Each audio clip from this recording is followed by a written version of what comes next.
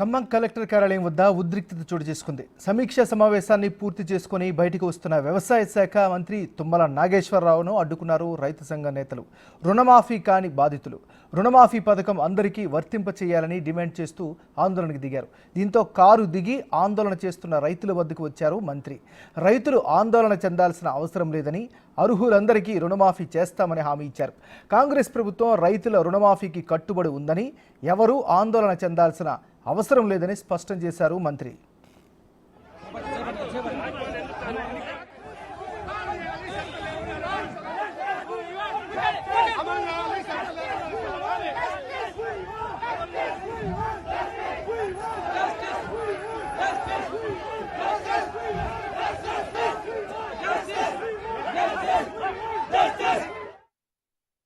త్వరితగతిన 2 లక్షల లోపు ఉన్నటువంటి కుటుంబ నిర్ధారణ కానటువంటి తెల్ల కార్డు లేనటువంటి రైతులు కూడా మేము త్వరగానే వారం 10 రోజుల్లోనే పూర్తి చేసి వాళ్ళ అకౌంట్ లో 2 లక్షల రూపాయలు చేయడం జరుగుతుంది.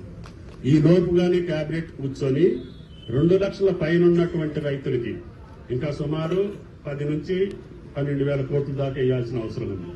అంటే 2.5 లక్షల వరకు ఎప్పుడు వేయగలుగుతాను, 3 లక్షల వరకు ఎప్పుడు వేయగలుగుతాను కేబినెట్ లో నిర్ణయించి నిధులు సమీకరించుకొని ఆ రైతులకి మేము షెడ్యూల్ ప్రకటిస్తాం.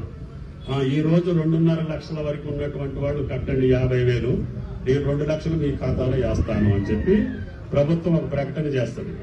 తప్పకుండా మేము అనుకున్నటువంటి 31,000 కోట్లు రైతు చేతిలోకి వెళ్లేదాకా మాకు బ్యాంకులు అయితే ఏదైతే 42 లక్షల ఖాతాలు ఈ రైతులు మాకు అప్పుందని ఇచ్చారో ఆ 42 లక్షల మందిని కంప్లీట్ చేసేదాకా ప్రక్రియ కొనసాగుద్ది. కాబట్టి దయచేసి రైతు సంఘాలు కావచ్చు, రైతులు కావచ్చు, మేము ఏదైతే బ్యాంకులు మాకు ఏదైతే లిస్ట్ ఇచ్చిందో 5 సంవత్సరాల్లో పంట రుణం ఉన్నటువంటి రైతుల యొక్క ఖాతాలు ఏదైతే మాకు ఇచ్చిందో అన్నిటికీ ప్రభుత్వం ద్వారా 2 లక్షల రూపాయలు ప్రతి ఖాతాలో వేపించే బాధ్యత ఈ ప్రభుత్వాన్ని అని చెప్పి పదే చెప్తున్నాను. కానీ ప్రక్రియ మధ్యలోనే ఉంది. ఇప్పుడు 18,000 కోట్లే డిస్పర్స్ అయింది. ఇంకా దగ్గరికి 12,000 కోట్లు రైతుల ఖాతాల్లోకి వెళ్ళాలి. వెళ్ళక ముందే ఈ రకమైనటువంటి కార్యక్రమాలు మీ యొక్క అవగాహన కోసం, రైతుల యొక్క ఆందోళన కోసం చేస్తుండొచ్చు. రైతులు ఎవ్వరూ కూడా ఆందోళన చెందొద్దు, రైతు సంఘ నాయకులు అంతకంటే ఆందోళన చెందొద్దు. ఈ యాప్ ద్వారా అందరూ 18,000 కోట్లు వాళ్ళ ఖాతాలోకి వెళ్ళక ముందే 2 లక్షల పైన ఉన్నటువంటి వాటికి ఎప్పుడు ఇస్తాం, ఎట్లా ఇవ్వగలుగుతాం అనేది నిధుల సమీకరణ బట్టి కేబినెట్ నిర్ణయిస్తుంది. నాకై నేను ఒక్కడిని రేపిస్తా ఎల్లుండిస్తా అని చెప్పే పద్ధతి కాదు. మీకు తెలుసు జీతాల వరకే వస్తున్నాయి మనకి. అయినా సరే కష్టాల్లో ఉన్న రైతుని మాట అన్నాం కాబట్టి ఎట్టి పరిస్థితుల్లో 31,000 కోట్ల వాళ్ళ ఖాతాలు వేయాలని చెప్పి నిన్నగాక మొన్న కూడా ముఖ్యమంత్రితో సమావేశం జరిగింది. నిన్న ఇవాళ సెలవులు వచ్చినాయి. రేపు మళ్లీ ప్రభుత్వం కేబినెట్ కూర్చొని కానీ ముఖ్యమంత్రి దగ్గర మా శాఖ కూర్చొని మిగతా పైసలు ఏ రోజుకి ఎట్లా ఇవ్వగలుగుతామని డేట్ ఫిక్స్ చేసి ఈ యొక్క 18,000 కోట్లు ఏ రోజుకి కుటుంబ నిర్ధారణ చేయగలుగుతారు. ఇప్పుడు మీరు వచ్చే ముందు కూడా గంట సేపు మా సెక్రటరీ తోటి మాట్లాడారు. ఈ రోజు నుంచి ప్రతి ఇంటికి మా అధికారి వచ్చి మీ కుటుంబ నిర్ధారణ చేసి అక్కడనే అప్లోడ్ చేస్తారు. ఆయన ఇంటి ముందే, మీరు ఎక్కడికో వెళ్లాల్సిన పని కూడా లేదు. కాబట్టి దయచేసి రైతులను ఆ రకంగా మీరు భరోసా ఇవ్వండి. మీ మాట నిలిపే బాధ్యత నాది. ఇక ఇదే అంశానికి సంబంధించి మరింత తాజా సమాచారాన్ని మా రిపోర్టర్ భాస్కర్ అందిస్తారు. భాస్కర్, చెప్పండి, కలెక్టరేట్ దగ్గర ఏం జరిగింది, ఓవరాల్గా ఉన్న అప్డేట్స్ ఏంటి?